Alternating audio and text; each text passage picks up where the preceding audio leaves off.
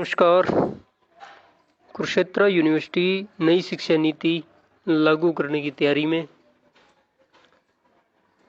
केयू नई शिक्षा नीति के तहत होंगे दाखिले। स्नातक कोर्स में पसंद के विषय ले सकेंगे।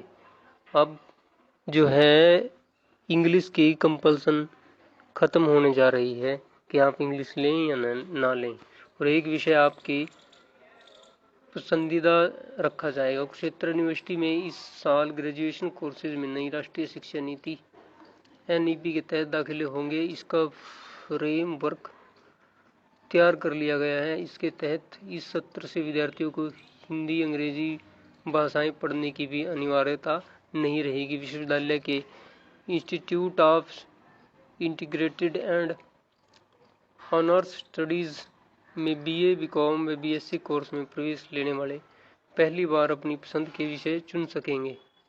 विद्यार्थी अपने ग्रेजुएशन कोर्स में कोई भी एक भाषा और 2 पसंदीदा सब्जेक्ट चुन पाएंगे।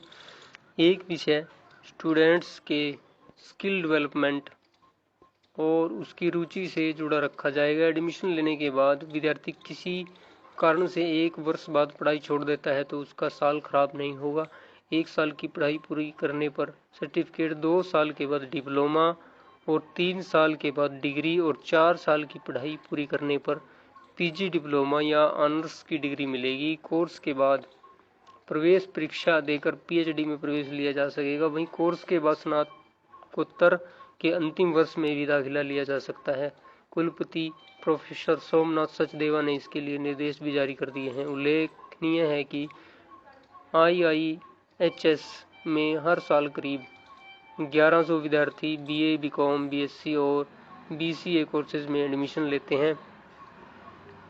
7 साल में भी कोर्स पूरा कर सकेंगे।